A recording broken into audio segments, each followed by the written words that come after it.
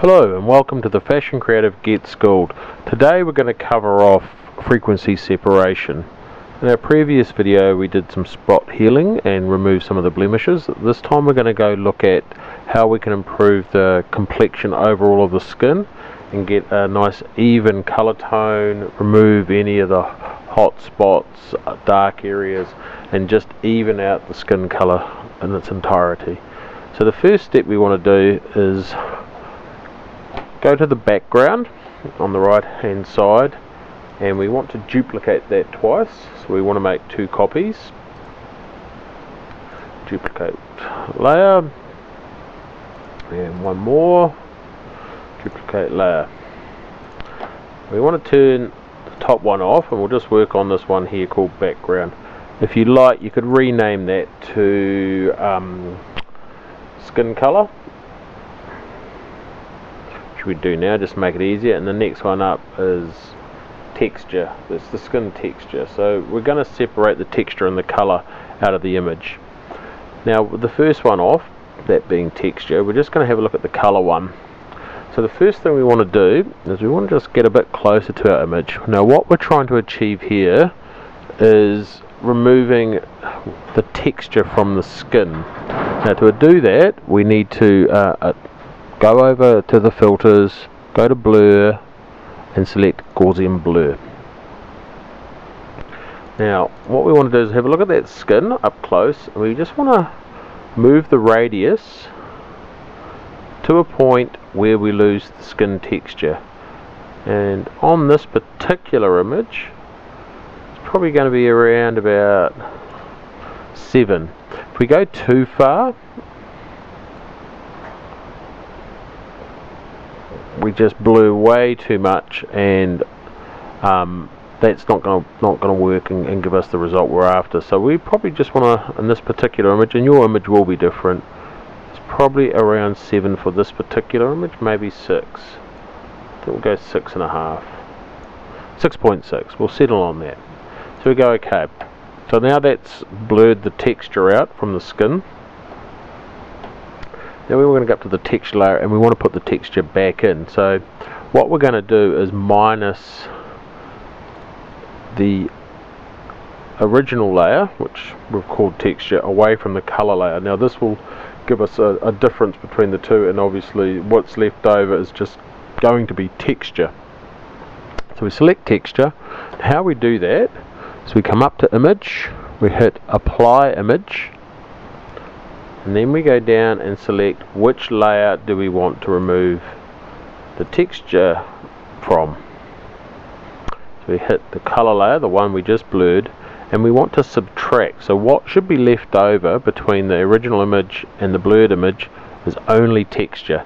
And you can see that there in the image, that basically that's all we got left with on the image, is this sort of grey silhouette image of pure texture and no color. So that's exactly what we want. Now to restore that back to an image that we can start using, we just want to change the blend mode to linear light. And now what we've done there is we've created 2 separate layers, one for color and one for texture. So the easiest way to sort of manage this in this state is just select both and group them. And you can call that group frequency separation, or FS in my case. So now what we've got here is 2 layers. Now with the texture layer we can use just to tidy up some of the areas that we believe the texture is uneven, or we'd like to just have a more of a consistency with the texture. So you can come over here to the healing brush. You can pick an area where you want to sample from, texture from, over here, and we can just apply that back, and as you can see it's applying the texture back. So this is a good way just to soften some of the wrinkles, get some of the divots and bumps out of the skin that are related more so to texture than color. And as you can see, we can just even out some of that texture around the place, even that little hair on the eyebrow that's not quite right, which is classed as texture. we can even get rid of that stray hair there, because frequency separation sees that as texture rather than colour. And just some of these harder wrinkles around the eyes, even the fine hairs around the lips, we can remove some of those and just even them out a wee bit more so they're not so prominent. Smooth that around the chin, and this is a good way just to get rid of some of those little bumps. There's another one there. Anyway, we won't get too carried away. So basically that's just sort of helped with some of the evening of the texture. So now we want to go to the colour, and this is really where we start evening out the colour skin tone. So we want to go up to the lasso. We want to pick a suitable part of the skin that we want to even out. Now I tend to just pick sections of the skin that sort of need an evening out. Now what you want is to make sure that you're feathered as well when you select the section, so we sort of can blend that through so it's not a hard line. So if you can press Q on the keyboard, you can see where I've selected and how much it feathers off. Now I've got my feather set to 29.9.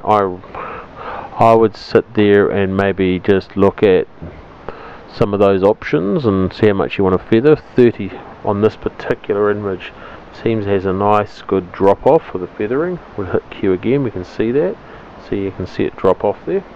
So I'm happy with that. So we'll just go under this eye, because this area just here always tends to have blotchiness and unevenness on the skin. So we hit filter, we go to blur, we hit Gaussian blur again, and from here we just want to start moving up our slider to a happy that we've got a nice even skin tone.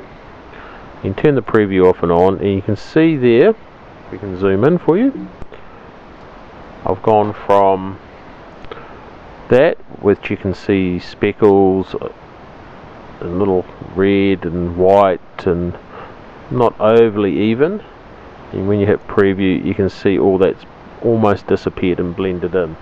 So we hit OK, and then we can just start moving around that skin, picking those areas that look like they've got uneven skin, and repeat.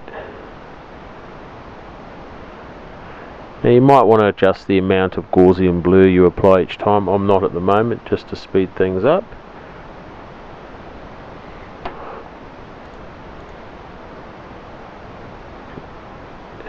We just pick sections as we go. Some more on the top of the nose there. Now be careful, because what you'll end up doing also is flattening out shadows and stuff. So if you want those shadows to remain, you just want to watch where you're selecting. So while we want that dark area on this side of the nose, we don't want to flatten all the colour out. So we've kept the shadow there, but we've evened it out, the complexion of that shadow.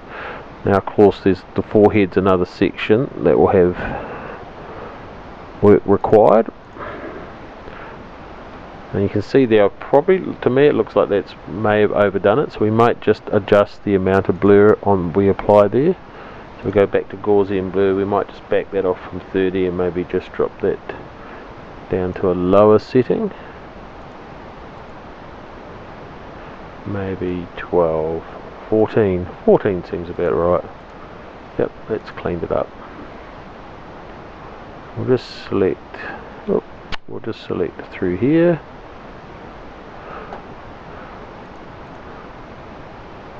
and through here.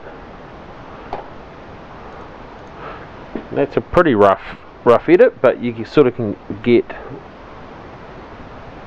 where you're going with the result, or where I'm trying to go with the result. So if we just back off there, off the image, just go back to the group. If I turn the group off and on, you can sort of see what frequency separation has done to the image. It's really taken away the blotchiness of that skin and smoothed it right out.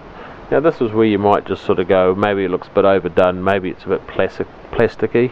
And I'd say in this case it has overdone it a bit. We can just back off the group's opacity a wee bit, maybe only apply 50%, and you can see just 50% of that is enough just to help improve the overall look of the skin. So basically that's frequency separation. There's a few different techniques you can go about doing it. This is just one. There's many more. This is the most basic and simple, straightforward approach to it. But as always, there's always more than one way to achieve the same result in Photoshop. So give it a go. Let me know what you think. And yeah, please keep subscribing to the Fashion Creatives Get Schooled. Until next time.